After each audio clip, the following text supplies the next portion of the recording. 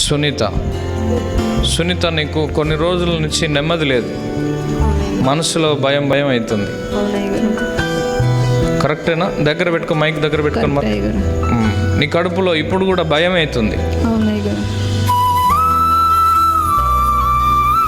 ఒక్కొక్కసారి పెద్దగా అరుస్తున్నావు, మనశ్శాంతి అనిపిస్తలేదు, బతకాలని లేదు, చచ్చిపోవాలని ప్రయత్నం చేస్తున్నావు.